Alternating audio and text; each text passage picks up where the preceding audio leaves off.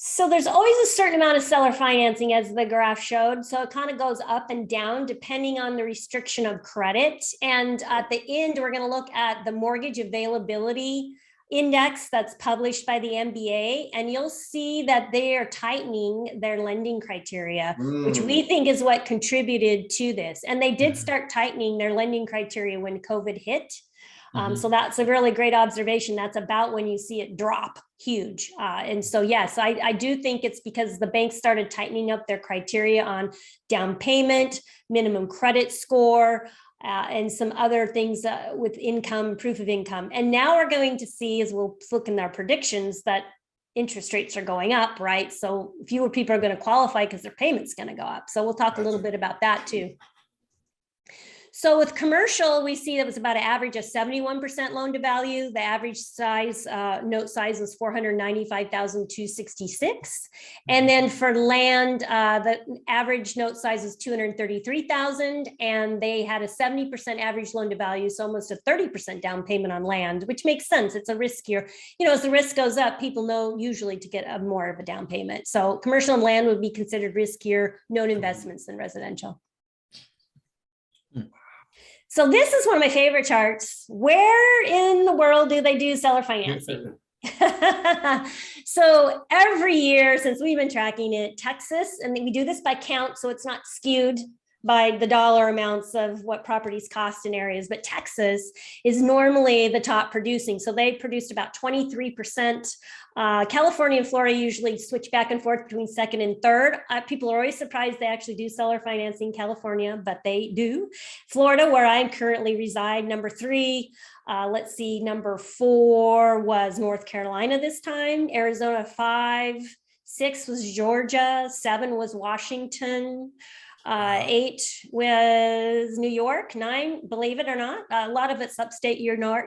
Yeah. And 9 was Tennessee, and 10 was Oregon. And then all states have a little bit of seller financing. So on our website that you mentioned earlier, noteinvestor.com, if you want to see all 50 states, you can download the report. But these 10 states have made up almost 70% of the volume. Wow. Holy goodness. Yeah.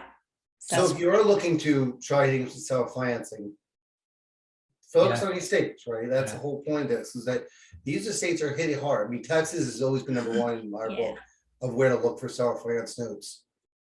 I'm even surprised by Florida. Yeah, that's true. Because contracts for deeds don't fly, so they'll all be mortgages. Interesting. Yeah, it tends to be in Florida a lot of land, mobile and land. Okay. This wouldn't include any mobile onlys in parks because they're not considered real estate, so they don't qualify for what we pull on these numbers. Oh yeah, because of car. So so those don't, but mobile and land would be in there when the land and the mobile were sold. So yeah, Texas is always the big state. We often talk about why is that? And, I think a lot of it just comes with what people are familiar with. When you see other people doing it, they do it themselves. It becomes more normal. It becomes more obvious. There are also certain states that tend to have a bigger demographic that has troubles qualifying for conventional financing. So we see a lot of seller financing with people like ITIN buyers, people maybe who get paid cash and that sort of thing. And so sometimes that is part of it too. People come from other countries, whether legally or not. So that plays into it as well. Do you track how much commercial versus residential, or are there states where there's more often commercial properties seller financed than residential? We could break that down. We haven't done that to that degree. I mean, when we pull the number, the lists ourselves to market to them, then we get that detailed. Like we'll decide whether we want to just pull a list of residential or just mobile home and land or just commercial, because we tend to market to them a little bit differently. But that would be that's maybe a great addition, at least for these top 3 or 4 states, right? Yeah, because Cody made a comment that he finds in Oregon that most of the seller finance are actually seller carry seconds. That's interesting. Now, interesting, these numbers don't include the seller carry seconds. If it was a wrap where the seller remained responsible for the first, they're included in this. But if it was a true second, like 80-10-10, where maybe they got a 80% bank loan, a 10% down payment, a 10% second from the seller. These numbers don't include those. So those would be additional. Wow. Yeah. Shoo-wee. Yeah. So I always like to break down the note creators into mom and pop, somebody who creates one note in a 12-month period, and somebody who creates two or more. So 84% of that volume was created by mom and pop sellers who only did one note in 12 months. And the other 16% of the volume was created by somebody who did two or more in that 12-month period. Yeah. And then we go just a little bit further and we say, out of that 16% that created two or more, we see about 9% of the whole, so half of that 16 almost, created 2 to 3 notes. And the rest were created by somebody who did 4 more notes. So those are really professional. So 7% of the whole 100% were created by people who did 4 more notes. And we look at that a lot because of Dodd-Frank, right? When Dodd-Frank hit, they said if you did seller financing 1 in 12 months, you met a certain exemption.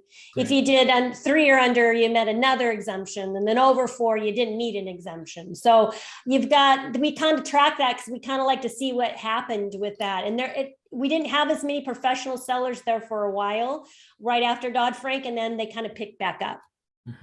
Once I figured out how to do it. So we're diving into some seller finance stuff and pulling data, and what I found to be extremely frustrating is that a lot of times you pull this data down and the names that the county records are incorrect, meaning, Bank of America is not one we want to care about, but you may see it as, instead of Bank of America, it may say BNAK because it's mis-scanned in there. Are you guys able to do a good job of filtering out these inaccurate Bank of America where it's BOA, B.OA, and then it's the same entity, but it's just screwed up in the processing?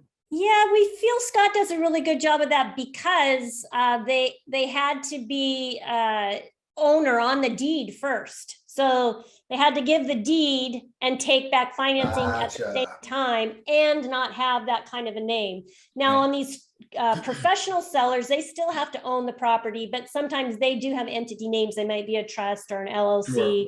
But normally the one-off mom and pops are just individual names. But the reason that the filter works is because they had to own the property and sell it and immediately take back the financing.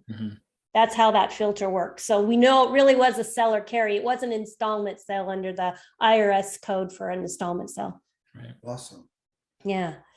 So next up, we've got, what do we think is going to happen in 2022?